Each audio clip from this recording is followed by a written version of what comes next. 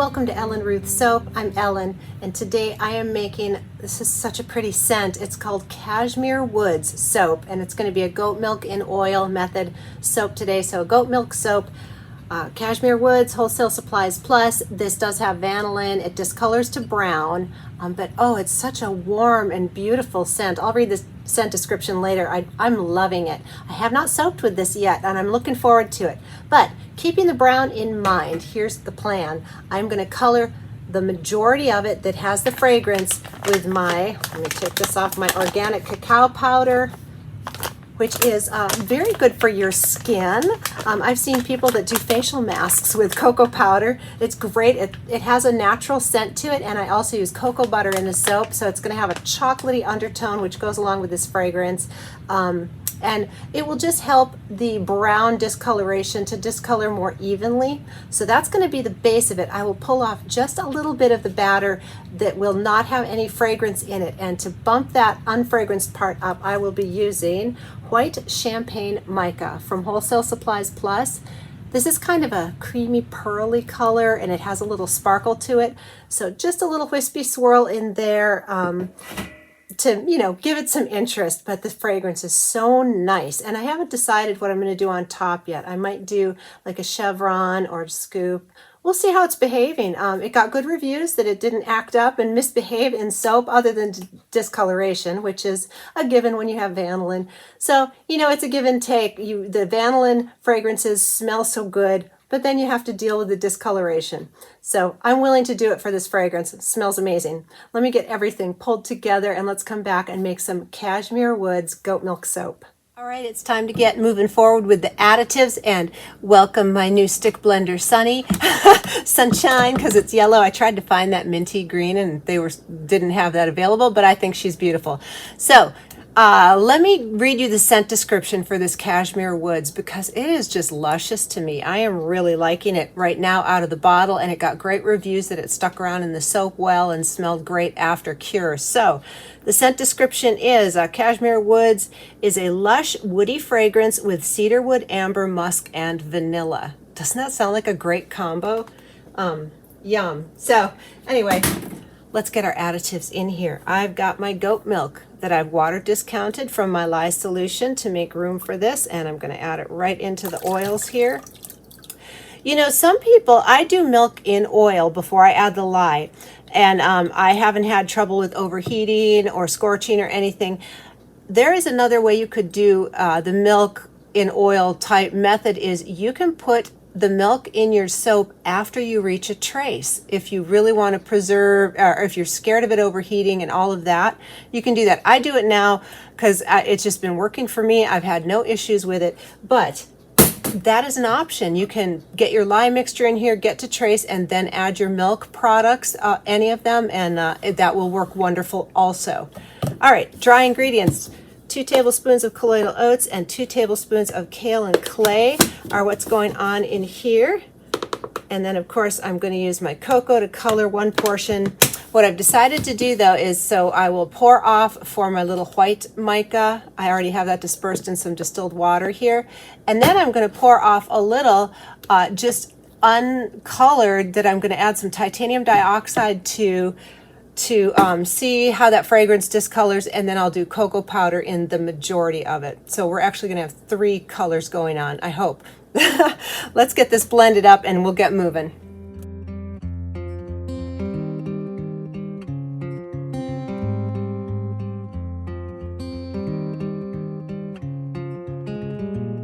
All right, the gloves are on. We're ready to get going with our lye solution, but let me show you the fragrance oil. I've never had a fragrance oil this dark before. It smells so good. I'm very curious to see. I'm pretty sure it's going to just turn dark brown, which is great. That's why we're using cocoa powder. But all that being said, here is my lye pot. It has cane sugar, tussa silk, and sodium lactate is also in here, along with sodium hydroxide and distilled water, of course. Let's get this blended up. Again, I'm just going to go to, you know, emulsion, then we'll split off, and I will add the fragrance, and since I've never worked with this before, I'm just going to proceed cautiously. But oh, the studio smells good. This is a very warm scent, and we're coming into spring, but it's so good. I mean, I would use this year round. I do have a lot of florals and not florals, bright scents coming up for, you know, more spring fragrances, but I just really wanted to do this. I'm like, I don't know that I would consider this masculine, but you know, it's always good to have a woodsy, warm fragrance in stock. I like, you know, gotta have options. And I'm definitely gonna, if this scent holds on strong after the cure, I'm gonna snitch a bar for my own shower because it's that good.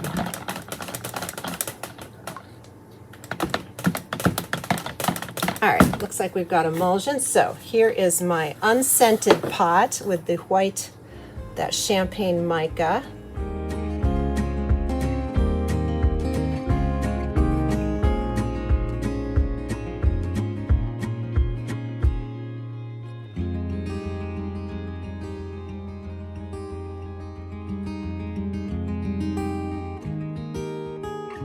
And now, let me hop over here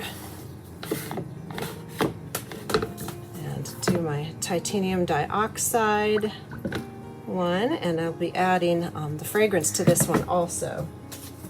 So here's my TD, water soluble TD. I've got some marbles in there. It's 1 part titanium dioxide to 2 parts water. That's what's going on in that little pot.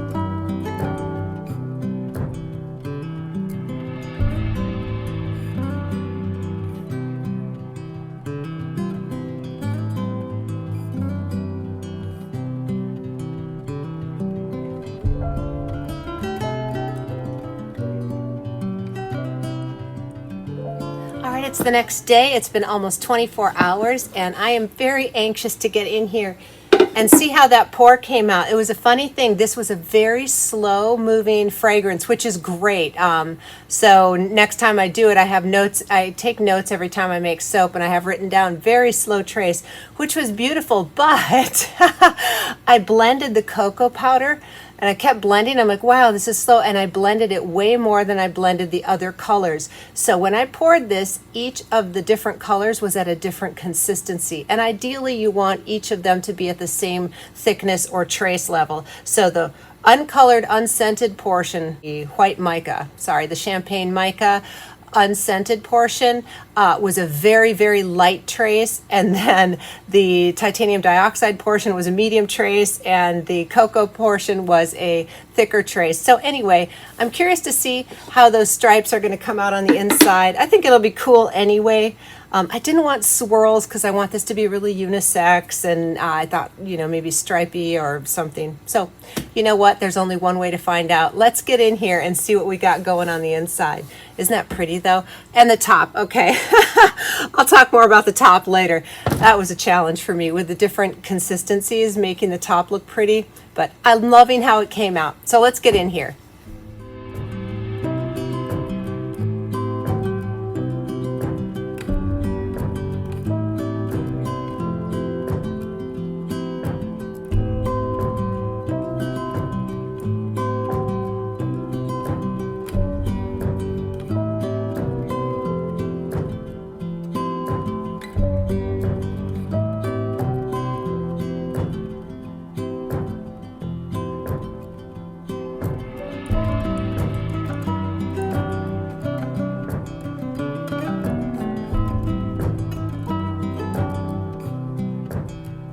It's time to cut these loaves into bars. I'm back with my lovely Olga. And just an update, I have been keeping the tension on my wires. It's been working out fabulous. I haven't had any wires snap on me. So thank you, those of you that gave me input on that, the sort of mechanical reasons why you'd want tension on the wires. It made a lot of sense. I've been doing it. It's been working great. So let's get into my first loaf here, and I'm going to cut with the salt side down to prevent or reduce at least drag marks through the loaf.